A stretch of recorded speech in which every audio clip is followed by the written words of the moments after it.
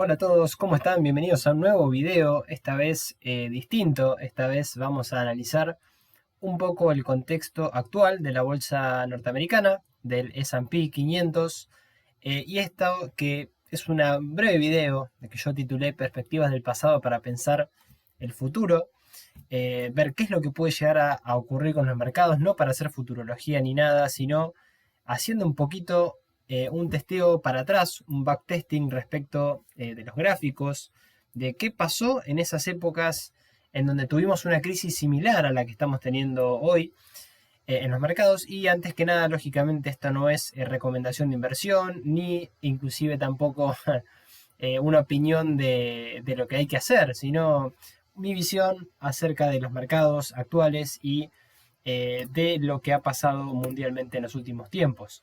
Y si vamos a ver la cronología así de la crisis, en el S&P 500, en el mayor índice de Estados Unidos, lógicamente de la bolsa norteamericana, vamos a ver que tuvimos aproximadamente 8 épocas que marcaron crisis, ¿sí? 8 años, la Gran Depresión del 29, el ajuste de la Fed de 1937, Flash Crash de 1962, y de ahí en adelante las más conocidas, que es el crack tecnológico del 70, Black Monday, de 1987, la burbuja de las .com, la crisis financiera mundial del 2008 con la hipoteca subprime y la actual, que es la crisis del COVID.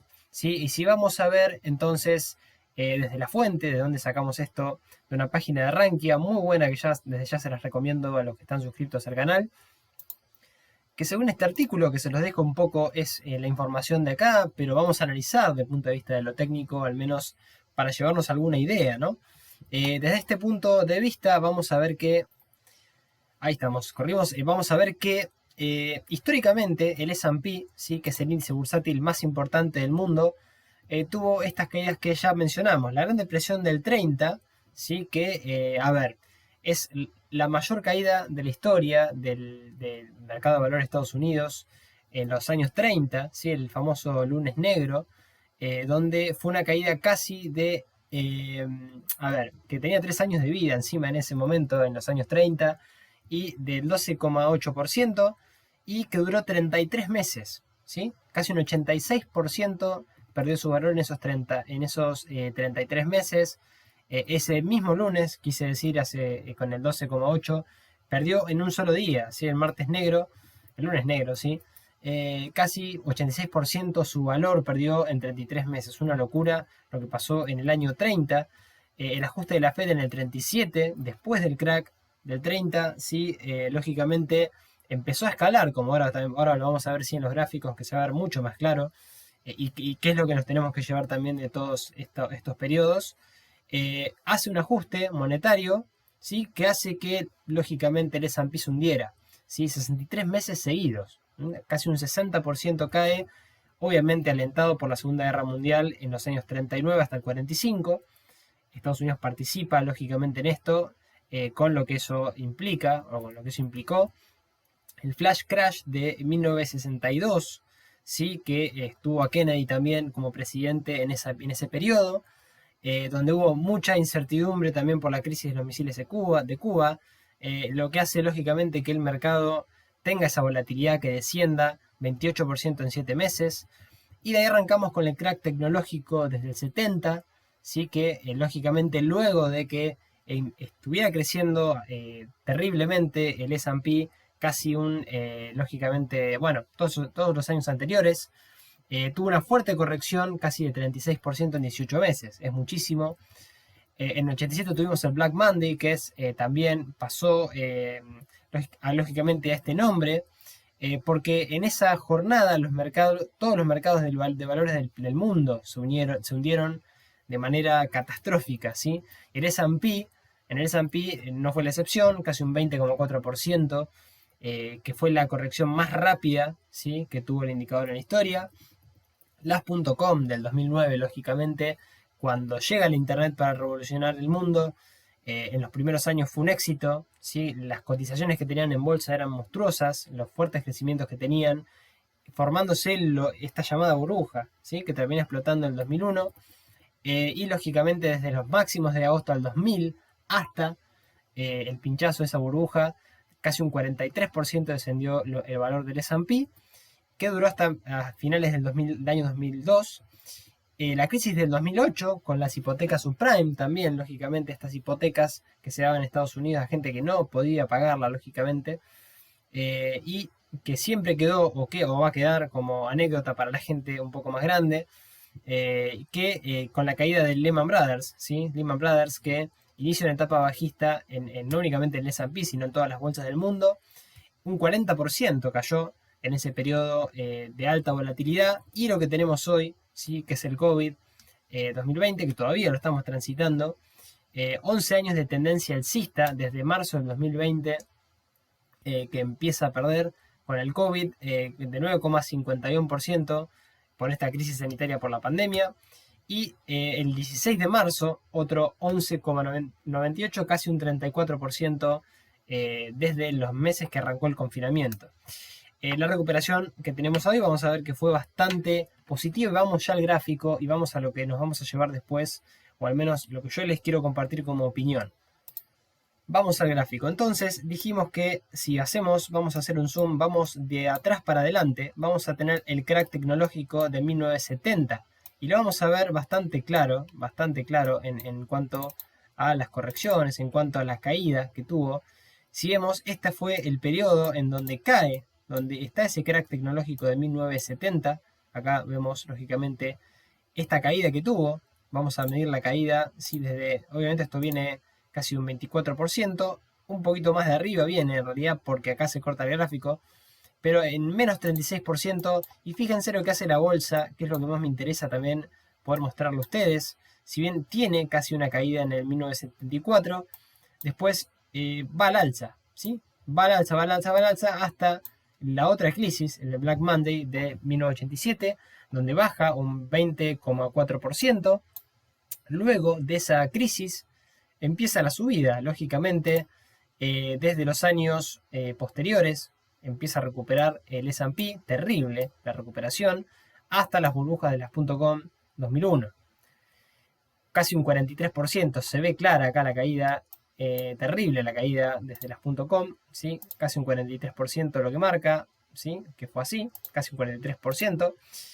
Y después vuelve a estar por arriba de esos niveles hasta la crisis de las hipotecas subprime, ¿sí? Que casi lleva a un menos 40% en la caída, terrible, mucho más bajo que los niveles del 2001.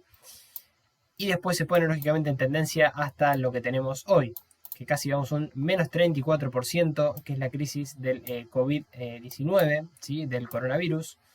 Y si vamos a ver lo que yo les quiero mostrar, básicamente es que la bolsa, al menos los indicadores que nosotros analizamos en este canal, los que yo uso, los que aprendí a usar desde el análisis técnico, si bien no puede predecir desde lo fundamental qué fue lo que fue pasando en todas las crisis, vamos a ver que tanto el MACD como el RSI, que son los dos principales indicadores que a mí me gustan más, como la media móvil, decían que no, porque siempre, fíjense que en tendencia alcista o en periodo alcista, nunca estuvo por debajo de la media móvil de 100, sacando, ¿sí? la burbuja de las .com, la crisis financiera subprime, y fíjense que ni siquiera con el COVID, ¿sí? Ni siquiera ahora termina estando de largo plazo por abajo de la media móvil de 100 periodos. Y si vamos a los indicadores, si vemos que nosotros usábamos los indicadores, esto lo estoy hablando con el diario del lunes, lógicamente, pero es interesante entenderlo de esta manera. Cuando se empezaba a producir esta crisis del Black Monday, ¿sí?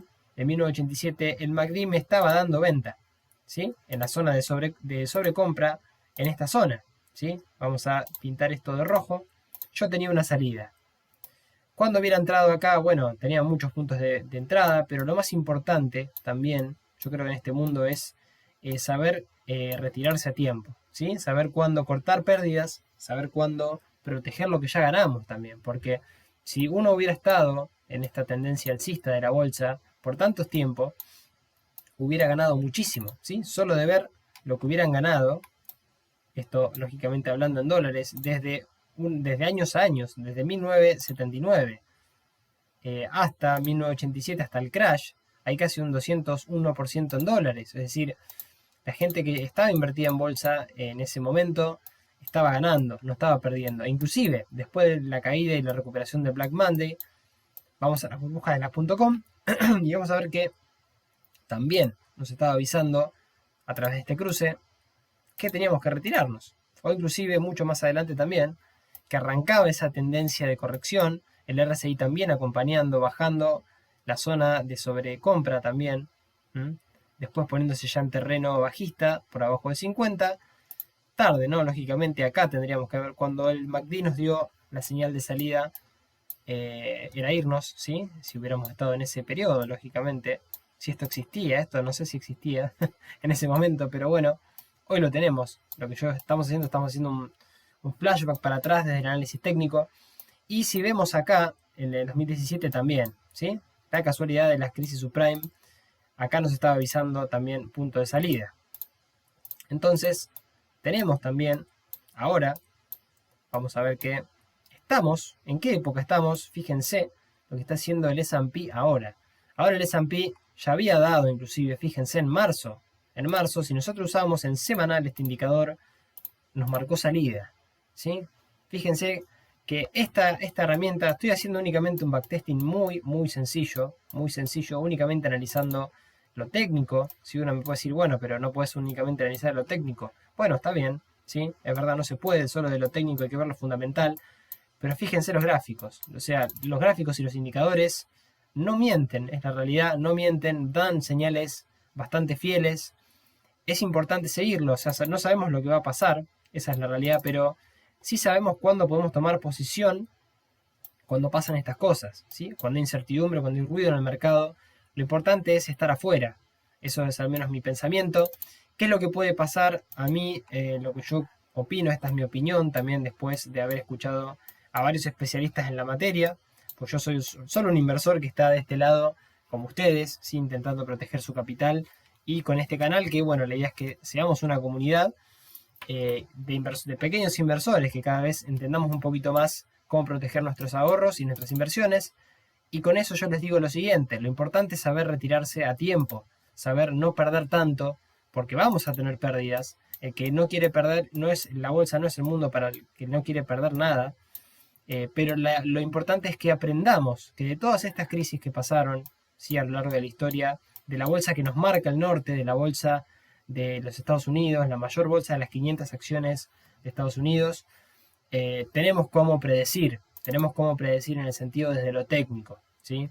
Si existe una caída muy abrupta, lógicamente lo técnico no nos va a veces a dar una señal tan clara, pero nos va a avisar, nos va a decir salir y vamos a intentar perder lo menos posible, ¿sí? En algún contexto. Lo que yo creo, como dije, que podría llegar a pasar es que hasta las elecciones, es decir, hasta octubre, la bolsa se tendría, por lógica, que mantener activa, se tendría que mantener al alza. ¿Por qué? Porque lógicamente Trump no va a querer que ocurra lo contrario, ¿sí? Va a querer una bolsa fuerte, una economía fuerte, va a querer sacar la vacuna, va a querer que pase todo lo posible para que Estados Unidos tenga otro tipo de economía. Y con eso también decimos, ¿sí? Que el MACD dio compra en esta zona, ¿sí? Está por arriba de 50. Tenemos un mercado hoy fuerte. La realidad es que hoy es fuerte, independientemente de lo que esté pasando en la economía real. Los mercados financieros están mostrando fortaleza. ¿Es por esto? Puede ser por esto que les estoy diciendo, por el tema de las elecciones, por el tema de los estímulos de la Fed, por todas las cuestiones que vemos. Y lo que sí vamos a tener que tener mucho, yo creo que reparo o ahí sí tomar alguna posición un poco más conservadora después de las elecciones, sea quien gane, ver un poco el partido de afuera. ¿Por qué? Porque no vamos a saber qué es lo que va a pasar con Estados Unidos, tanto si gana Trump como si gana Biden. La verdad que eso está por verse, pero la recomendación es tomar ganancias después, ¿sí? Mirar un poco de afuera, ir viendo cómo va siendo la evolución y si realmente entramos o no entramos en recesión después de todo esto, ¿sí? La película todavía, digamos, la big picture, lo que dicen ellos, la imagen mayor de todo esto, no lo estamos viendo todavía. Lo vamos recién a empezar a ver, al menos a mi modo de ver, un poco más adelante.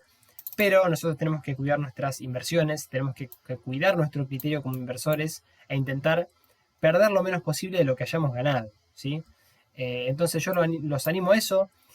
Les dejo, sí, también esta frase de Henry Ford que dice: fracaso es simplemente la oportunidad de comenzar de nuevo, esta vez más inteligentemente. A mí me parece que es de esa manera, haciendo este backtesting chiquito, cortito que les quería compartir.